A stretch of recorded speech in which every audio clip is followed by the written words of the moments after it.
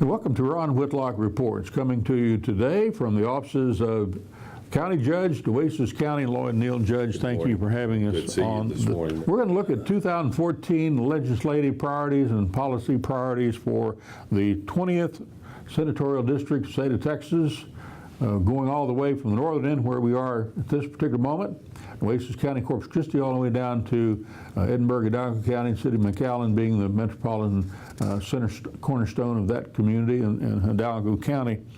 We're going to talk a little bit about the fact that we're in a nice courthouse here, multi-story courthouse where Judge Neal presides and has most all of the county entities in one-stop shopping for the constituents, where in Edinburgh, courthouse is somewhat old, antiquated, and overtaxed. Everything's spread out all over the county, so to speak. So we're going to talk a little bit about that. We'll have on the program at that time Ramon Garcia, who's the judge of Hidalgo County, Paul Villarreal, tax assessor collector. Right. First of all, we're going to talk to Judge Neal about your legislative priorities and where you think you're going to be in 2014. And the most exciting thing happening at the northern end of the 20th Senatorial District is Eagle Ford Shale and its impact on transportation in your county. We'll talk about that a little bit. But the first thing that you started us on at this desk in this office some time ago was the fact you said we were not being treated very fairly, or there ought to have a concern about the President of the United States not being energy supportive of our kind of fossil fuels and so forth. We've also talked to the mayor of Laredo about the fact that this needs to be a regional fight to get your Cheniere plant and any other plant supplied to Port Corpus Christi, because the whole Eagle Ford Shale depends on these export facilities being able to compress this gas and get it out to foreign markets. Otherwise, Eagle Ford may somewhat slow down. You still concerned about it? Well, we're always concerned. I guess the United States has been blessed by the development of the shale oil and gas, not only Eagle Ford, but Barnett Shale and the other areas. Pennsylvania is really developing their shale. And Barnett with wells have been shut in for some reason. That's right. That's up in the Dallas-Fort Worth. Well, we need to look at that in our region and say we want to make sure that it doesn't happen here. We're blessed here with the Port of Corpus Christi. There are huge developments now being done at the Port of Corpus Christi to export oil for the first time in years, and we have now crossed over where we're now exporting more oil as a result of what's going on in the Eagle Ford. And we've been talking as a country, we need to do that to be energy independent. And we're getting closer to that. Now, the natural gas is another issue. You know, that one of the reasons why we have a Chinese steel pipe plant coming here, and M&G coming here from Italy, and a steel plant from Austria coming here.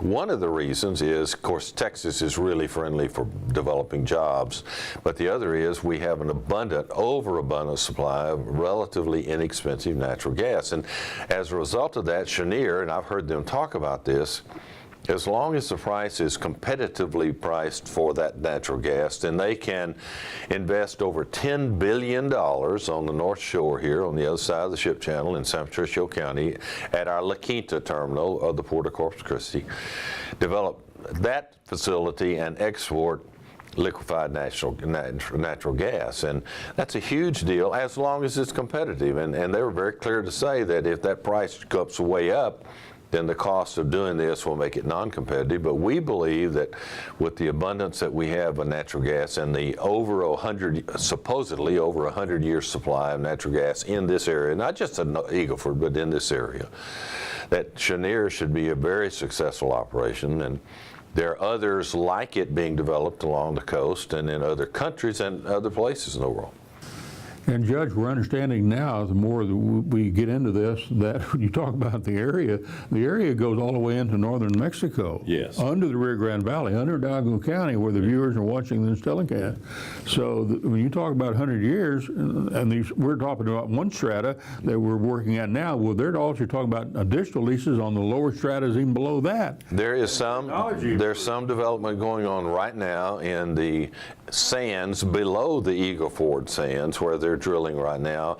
It's much deeper, much more expensive, and still yet to be developed. But, you know, those are promising things. I keep asking everybody, how long is this going to last? You know, I've lived in South Texas through a lot of booms and busts in the oil and gas business. And we watched Midland have booms and busts. And Midland, of course, now is exploding, off the map exploding, which is not only good for them, not only good for Texas, but it's great for the United States of America. And President Obama is quick to take credit for all of the development that's going on in the privately held lands in the United States. One of the pressures on him still is to open up these public lands and let's let development go there. There's no telling what else we could do there. That's not going to happen anytime soon, but we're blessed right now with the development of the Eagle Ford and what's going on there. They're telling us anywhere from 10 years to maybe 15 years. I read a report this week that said we're now taking 1 million barrels a day of oil out of the Eagle Ford. 1 million barrels a day. Now, Aggie math will tell you that's a lot of money. But a lot of that oil is coming now by pipeline to the Port of Corpus Christi, which is great. So at this point, according to Chenier, as of this moment, the DOE export permit, something still the Obama administration hasn't done, should have been done last summer, hopefully be done next summer. This report is concerned, this program is concerned, Senator Cornyn is concerned, other officials are concerned in the state of Texas. There's a FERC permit addition in 45 agencies, and that's on the construction side, and that's got to happen too. And so we're trying to monitor all of this at this point and make sure that it's being, whatever's being done can be done to get it done to us sooner rather than later, because if we don't, Judge, it's going to slow down. We have the Chinese pipe company, TPCO, and we have M&G, and we have the Austrian steel plant, and we have Chenier, and all of these agencies, all of these investments, these billions of dollars worth of investments in this part of Texas are contingent upon permits from either TCEQ or EPA. And the longer that permitting process is dragged out, the less competitive they become, because it takes them still a long time to get up, get production going. Now is when we need to move these things, and hopefully sooner rather than later. Absolutely. Fast tracking. Well, I would hope that we can overcome some of this stuff, and these companies are committed to being environmentally sound. They're committed to being partners with the environment. I visited with the port in the last 3 months. I visited China, Austria, and Italy, and toured these facilities. And the steel plant that the Austrians are bringing here is located in the heart of the city of Linz on the Danube River. And they use the Danube River water and put it back, and it's just, I mean, it's pristine. Who would dare think they would pollute the Danube River? And so that's the kind of environmental commitment, kind of good citizens they are. I hope we can get these things permitted so we can see construction start, because they need to be competitive in the world, not in Oklahoma, not in the United States, in the world. And we'll make them competitive if we can get them permitted. We're going to come back in just a moment and talk more about the water protection and other things in Eagle Ford, impact of southern into the 20th senatorial district, talk about that courthouse in Edinburgh when Ron Whitlock Reports continues. Welcome back to Ron Whitlock Reports with Lloyd Deal, County Judge in Nueces County, county seat, Corpus Christi, Texas. Now, when we went to the break, talking about protecting the water, you're of the opinion that everybody, most of the people you've had dealings with are very concerned about protecting the water, quality of the water. Do you have enough water in Corpus Christi for all of this that needs to need to have water to continue? Well, there are two initiatives. The city of Corpus Christi, of course, is spending an additional $160 million to develop what they call Mayor Roads Phase 2, which will take the pipeline all the way to the Colorado River. When I was mayor a number of years ago, we purchased the second oldest water rights on the Colorado River, 35,000 acre feet, run of the river water, to be added to the water supply from what we have now with our lakes and what we're now coming in on the Mayor Roads pipeline. And the city now has taken the first step toward really developing that, and that will take 2 or 3 years. You know, it's funny down here. When it rains and the lake fills up, people don't worry about it. It's sort of like the guy with the roof that leaks. You know, if it's not raining, it's not leaking. But I'd like to say that the region county judges from Nueces County and San Patricio County and Clayburgh County and myself and the port. We've been meeting as a group, as a regional group, to deal with the long-term water supply needs on the North Shore. You know, what's needed in San Patricio County? How can we work with the city of Corpus Christi? And I'm really pleased that over the last few weeks we've seen this opportunity and this availability of let's work together, and we're beginning to talk to the city as a region. We have to solve every problem we have in South Texas regionally, because we're not big enough with enough political clout to go to Austin and argue with the people in Austin and Houston and Dallas and San Antonio. But when we come together as a region, like we have in the military in the past, like we're doing on water, like we've done on transportation, I-69, the Harbor Bridge, windstorm, all of those regional issues, we're coming together as a region and saying, we're united, this is what we want to do, and that's when we're successful. Transportation has been a giant issue. We've got over 80 miles of paved road that's being downgraded to gravel, 55 mile per hour limit down to 30 by TxDOT because they don't have the money to repair those roads because of all the oil field trucks and so forth that's happening out in Eagle Ford. Now your court has just voted, as of the reporting of this telecast, transportation $225 million you're trying to get for the roads and so forth. We're trying to get our portion of that. Your portion, your fair share, or more than your fair share. We had a public hearing yesterday to inform the public that we intend in about 30 days to form a transportation reinvestment zone, and we've sort of outlined where that would be, generally in the area of the port, to capture growth to be used in this county originally for repairing of the roads damaged by the oil field traffic, but more importantly can be used in the future as that amount of money grows to help us maintain all of our county roads. And we're very pleased with that, and I assume and I think the court's going to approve that on the first meeting that we have in January, and then we'll be able to move forward and establish that and apply for that grant, and it's about $565,000 for Nueces County originally, and then hopefully there'll be more money in the future. But if that zone yields some additional revenue, we can use that to repair roads anywhere in Nueces County. County roads anywhere in Nueces County. The county has reacted in the way that you have. Now, the city is starting a fee on January the 1st, a regulatory fee for some businesses in the community that are somewhat irate about this new fee.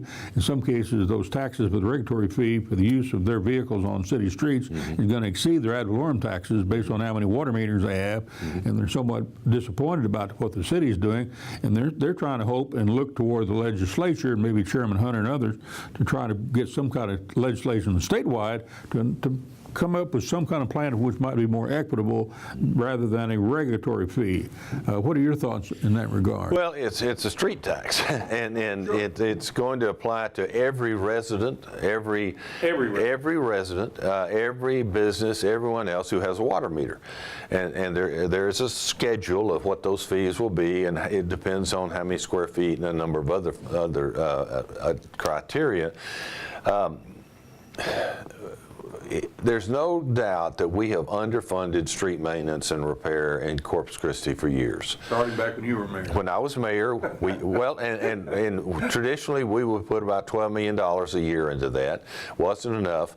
But in the years leading up to the time I was mayor, that decade prior to that, we had gone through the bust in the oil field. We'd gone through the bust in the real estate market. We'd lost every bank in town, had gone bankrupt or refinanced.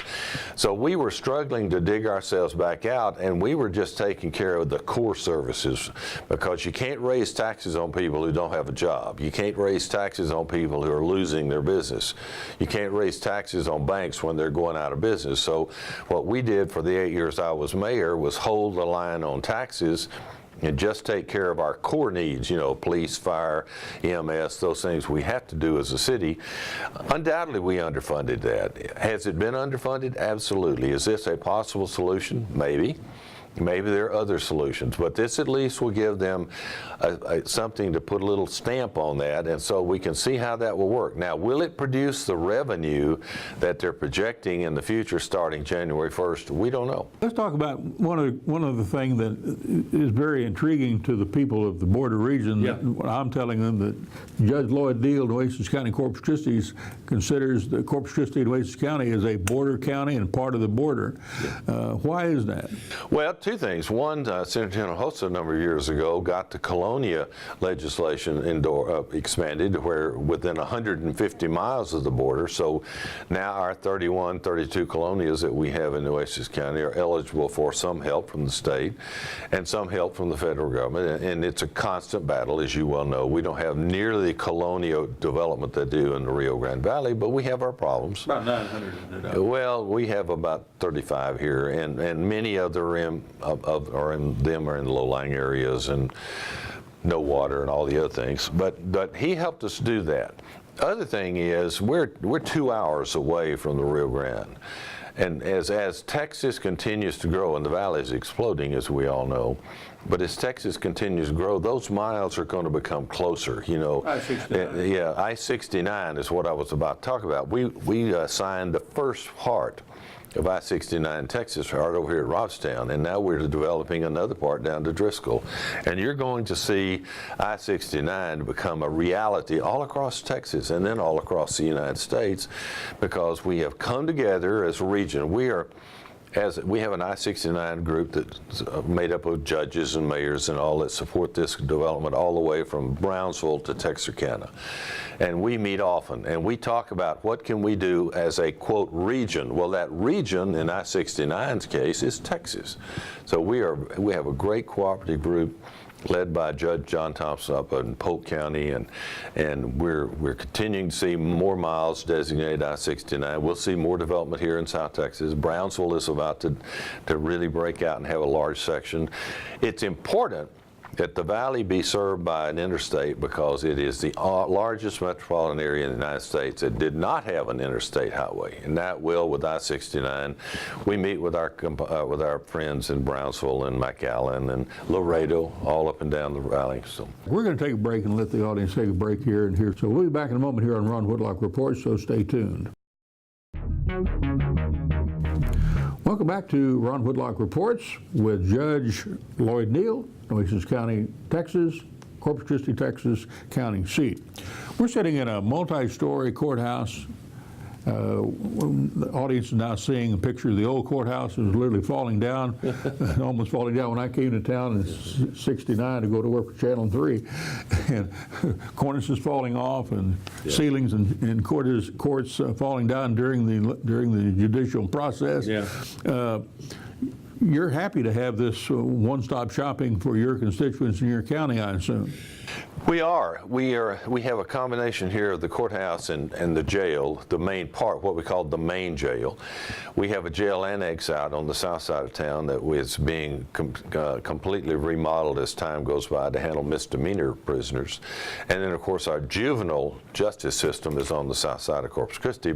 So can you imagine what Edinburgh and Hidalgo County is dealing with courts spread out all over the area, and a tax assessor collector far south of town, an old K-Barn building. And it's Well, yes, I can. And while our courthouse economies of scale, what would the economies of scale be in Edinburgh and for Hidalgo County if they put all this back together again as was originally intended, as you have here? Well, I can tell you what happened. Over the last 3 years, we've entered into a great energy savings and conservation program here in this building and in the main jail. And we've invested, just got through approving another $7 million here and in the jail annex. But we've invested in the last 4 years millions of dollars in turning our courthouse and jail green. We have put solar panels on the roof of the jail, solar panels on the roof of the courthouse. We've redone all the wiring, all the water, all the sewer, all the electrical, everything else. And now we're saving millions of dollars a year. And what we've done is we went out and borrowed money at a very low interest rate and got a 15-year loan payback by the savings that we had that are guaranteed by the company that's doing it. You can't do this very well if you're spread out in 6 or 8 different buildings, an old Kmart building or something else. So we were able to do that because we're right here. But it's a beautiful building and serves this purpose very well. Here's Ramon Garcia, judge of Algonquin County, talking about the need for a courthouse in Edinburgh for his county. Well, first of all, there's a tremendous need. This is not a luxury item. That courthouse that we presently have was built in 1954, and it was built to house 3 courts, 2 district courts, 1 county court of law. We presently have 24 courts. 24 courts now. How many courts when it was built? 3. 3. And we also need some auxiliary courts, 2 auxiliary courts. We also have to house a court of appeals. Now, other than the judge, we talked to the tax assessor collector. Is there enough money in the till to pay for a new courthouse? And here's what he had to say. Paul Virial, welcome to the program. Is there enough money to pay for that courthouse, in your opinion? Well, I understand that. I think probably they're looking into trying to get a new bond for that new courthouse. And when you get a bond, sometimes the state will pay so much, and us, the taxpayers, will end up paying less. So when we have the state saying we're going to pay so many millions of dollars and you're only going to pay less, I think we need to take the opportunity to do that, because I personally think that if we take the full responsibility of the full amount, that would be too much for us. Me considering myself a taxpayer, but a bond, it does help us when the state comes in and do their part too. Is this really that convenient to the citizenry to be able to come to one place and get their school work done, tax work done, come over here, get their license tags, go to City Hall and get whatever done they need? Well, I think it is. Welcome back to Ron Whitlock Reports with Judge Lloyd Neal, Nueces County, Texas, Corpus Christi, Texas county seat. What are the priorities for 2014 do you see for Nueces County and the entire 20th senatorial district from here to Algonquin County? Our priorities in Nueces County for the next 12 months are going to be, 1, continue to manage our money like we have. We really do a good job of that. But more importantly, we're going to be looking at how we can work with the school districts in Nueces County to facilitate the new HB 5, which is the new legislation that helps young people train, not necessarily for college, but open up the job market. We'll be working. I've already met with some of the superintendents to start planning how we as a county can facilitate that. Working with workforce and work services here in Nueces County, continue to make sure our jobs are available.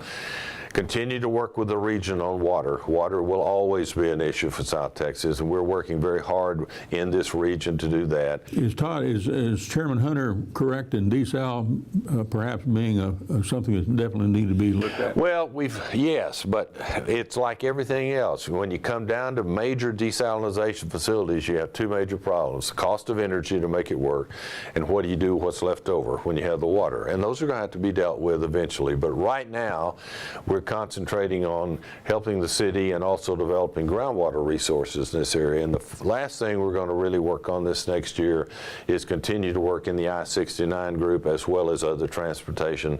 We think we're creating that transportation reinvestment zone here in Nueces County. That's going to allow us to take some of that money, put it in our county road system, and that will be important. Health care is always an issue. Our health hospital district, which we supervise, is working on what we call the 1115 waiver. That's going to change a lot of things.